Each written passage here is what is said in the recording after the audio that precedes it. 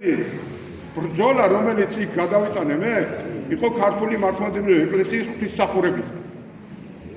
აქ იყვნენ ბროდები, შეკრებილები, სხვადასხვა მონასტრებში, ყოფილი ნარკომანები. ამერუ აბნელებდნენ და დღეს რომ ანათებდნენ. ასეთი. აი აქედან იყო ბრძოლა ძალიან ცუდი. და ცილისწამები. მაგრამ ამასაც ღვთისწყალობით მოუგეთ ბოლო, რადგან ღმერთმა ქნა ეს ყველაფერი. ამიტომ მე ვეუბნები ყველას, რომ უნდა დაბრუნდნენ ეკლესიაში. აი ანტიქრისტეს მიმდევრები. ეკლესიაში უნდა დაბრუნდნენ მხოლოდ და მხოლოდ რწმენით. და უნდა დაიწყონ ცხოვრება ახალი, რწმენით. სიმდაბლით, სიყვარულით, მორჩილებით, მოთმინებით, სიყვარულით და სიმართლით.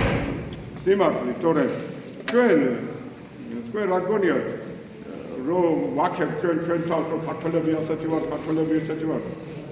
მართლაც არის ქართველები, ბევრი, კარგი.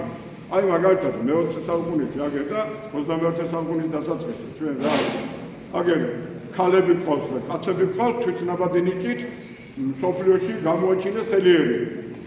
ეს კაცები და ქალები ვაჟკაცები არიან თვითნაბადი დაბადებულები. ხო და მაგრამ მე იცი რა მიგვიეს, როგორ მიაღწიეს, ამგენმა ამხელა აი ღვართლის სავსე ელიტიდან. როგორ გავიგე? ესეც საკვირველია ღვთისგან. ხო და მაგრამ რა გონია თქვენ საქები გვაქვს თავი შეხედე რა ხდებოდა ჩადიოდნენ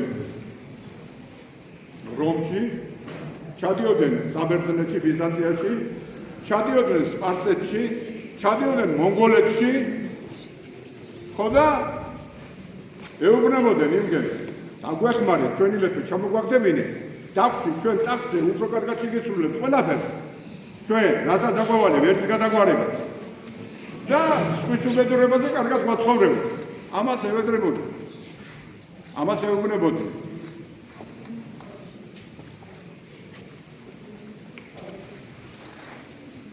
როდესაც კრესინის ომი ხდებოდა 10,000 სულ გაყიდული ქართველი იბრძოდა მტრის ღარეზე. სოლომონ მეფეს ებრძოდა. სოლომონ მეფე ვინ იყო? კაცი, რომელმაც აკრძალა წყვეთა გაყიდვა და შვიდთა გაყიდვა.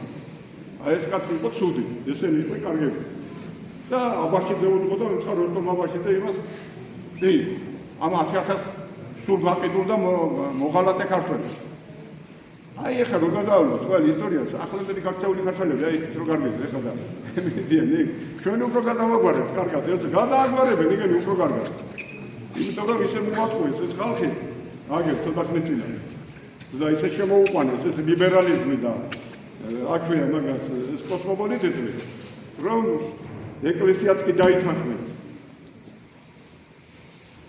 ხო და კიდე კაი გონზე მოეგო გონზე დროზე ყველა უცებ მიხდა რომ ანტიქრისტეს გაყვენ. მაგრამ მეორე ანტიქრისტესთან მივიდნენ და ეხლა რა ხდება დაარკვევით დღეს მე მაგათაც მადლობელი ვარ რომ აი 2008 წელს რომ მოხდა ომი უგნური ომი მე მაქვს ასეთ სიტყვები ნათქვამი და ძალიან ცუდი სიტყვები ვთქვი რომ რა ვქნათ აბა დაიწყო ომი და მე ვთქვი რა უნდა ხნეხლა ომი დაიწყო და შენ აგინე თუ მინდა ახლა ამას რას უძო აგერ დაიწყო ომი საცოდებლებში წავიდნენ უკვე ჩემი ბავშვები იყვნენ იქ კაცო როცა ვარიგებდი ჭკუას რომ ზურა ტვინი ამუშავე უცხოდი გათიშეთ იგეცაც დამრიგებელი აღარ ყავდა ისაცოდა ზოგი გადარჩა ზოგი მოგდა ეს საშინელება იყო საავადმყოფოში რომ მივედივი სასწავლებელი ნახე გავგიჟდი ეზო შრომებადი ძალიან ცუდი რაღაცები ვქედი იმიტომ რომ კარბიტანტი ვერ არის ჭკუა რო ქონდა ჭკუა ბევრი და ვერ ხარჯავდნენ აი იმის ვერ ვიტანე მაგრამ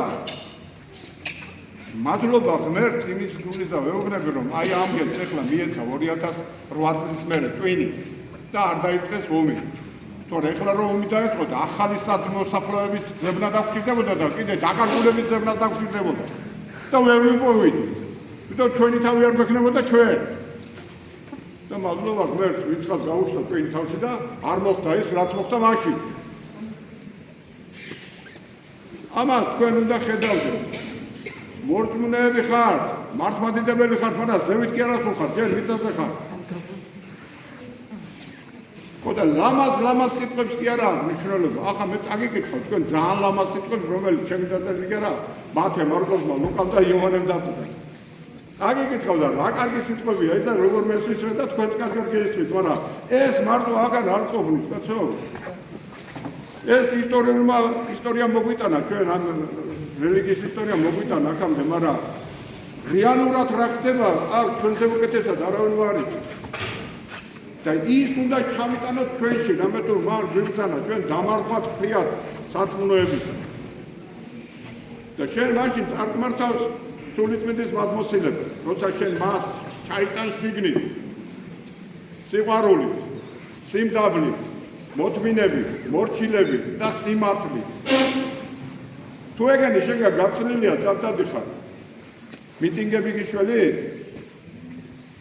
და გვექნება სულ ვაიუი. მაგრამ იმ ვაიუის ხალხს მეუბნები, მოგრუნდი რწმენით.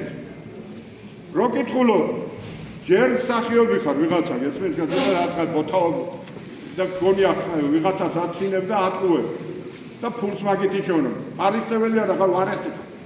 ეშმაგეული. რო კითხულობ, ეკლესიასა დაო, მივეცი სამართლი. წერეთლის ქუჩა 44, აგერ რა ქვია იმას, პანთეონთან და იქ კიდე მეტროს დიდუბესთან ახლოში არის ეკლესია. მოდია, მიგიღებ სიმდაბლით, მოთმინებით, მორჩილებით და სიყვარულით. აქ არ გაფაფულყე თავის ზევით არ აწიე, თორემ მე მაგდენი ძალა არ მაქვს მერე. როცა შენით არ დავდები, მერე ჩვენ ვიცით დამდაბლება. ხონდა ცუდია ჩვენგან.